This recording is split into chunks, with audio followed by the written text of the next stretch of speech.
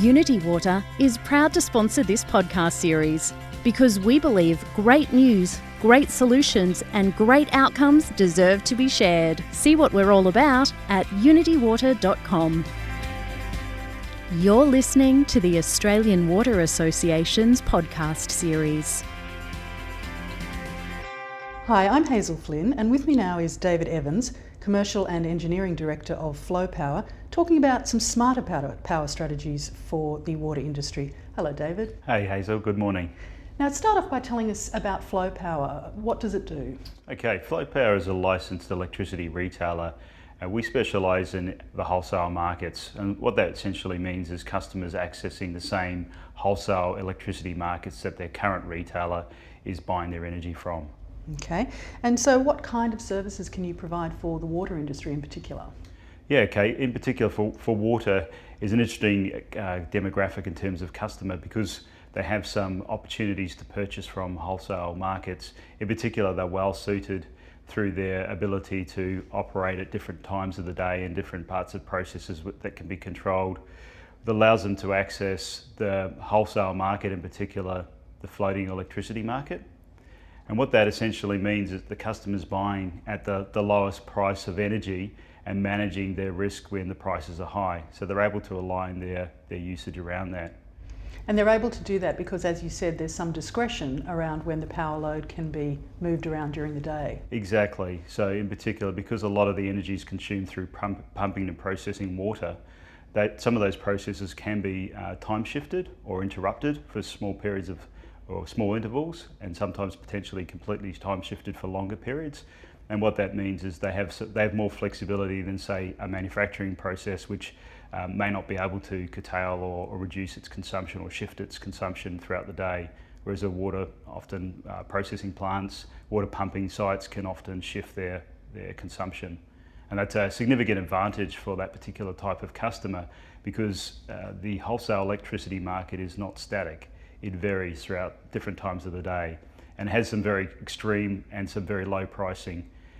By being able to align your consumption around the pricing, you can get generally a much better outcome from the electricity market than taking a traditional fixed price contract. Is it a difficult thing to do? No, not really. The times that we're talking about shifting load or making changes are actually relatively infrequent. For example, in Victoria, it'd be less than 20 hours a year.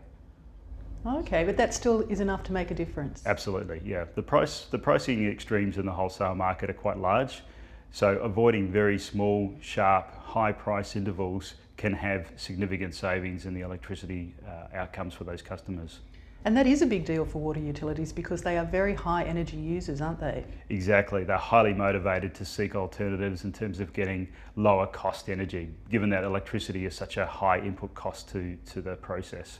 So what kind of differences are we talking about? Is it possible to give an example of the sort of savings in terms of percentage or overall cost? Yeah, well, one of the best examples I've recently cited is the summer that's just passed, so Q1, essentially January to March. And what we've seen in terms of where contract or fixed price electricity contracts were offered in the market in Q4 last year or from October to December last year, was about 30% higher than what the actual spot electricity market came out. Now, that's with no changes to operation, that's just business as usual. However, if a customer added to that some curtailment capacity, the numbers are much greater, we're in the 40 to 50% range. So significant savings. Now, bearing in mind, that's only one period of the year, and Q1, or particularly the summer period, is generally the highest cost in the market. So the savings can also be the largest. But it's a good example of where that simple curtailment strategy or load shifting strategy offered a massive saving. It absolutely is. I mean, I don't think any of us as ordinary consumers would walk past a 50% saving. So there's real impetus there, isn't there? That's right. I mean, again, in isolation, that's one part of the year. On average, the spot market will generally outperform somewhere between 10 and 15% over the long-term average. With curtailment, we see those numbers between 20 and 30%. So a customer who's actively participating in demand response, i.e. shifting load around the high spot prices when they occur, we would expect to achieve somewhere between 20 and 30% saving on average. So fairly significant number, so there's a lot of value in it. There is indeed. Well, how smart is the Australian water industry about taking advantage of this? Our journey with the water authorities has been quite gradual, and we've been working with them for a number of years, and what we've found is over time they gain more confidence in the strategy. So initially we find that their appetite to participate might be limited to one or two smaller sites, or participation may be limited to certain times or restrictions. What we find over time, they get more and more confident, they see the value in it, and they implement, process and policy around their operations to be able to manage it much more effectively.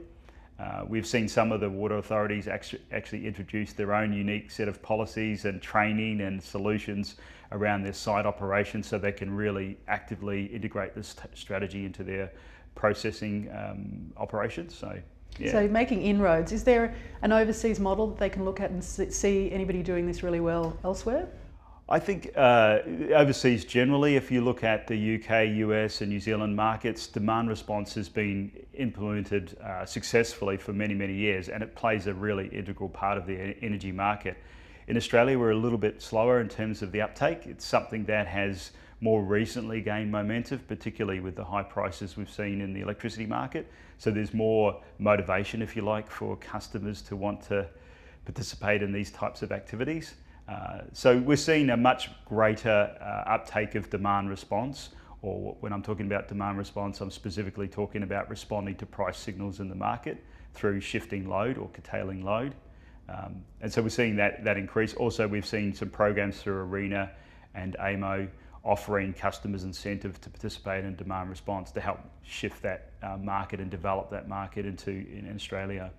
So it sounds like it's definitely the way of the future for utilities that really want to stay ahead of their competitors or stay ahead of their own costs. Absolutely. There's some really good examples in the water industry right now that are actively doing this very, very well, achieving very significant savings and having a significant amount of value from the strategy. So where it's possible to do and you can put in the processes and risk management strategies relatively easily, then it's a great way of reducing energy costs, and obviously those ultimately can be passed through to the consumer, which is a good story for everyone. It is indeed. We like good stories. Yeah. Well, thanks for coming in and sharing that one with us, David. No, great. And that was David Evans, Commercial and Engineering Director of Flow Power. Thanks for listening.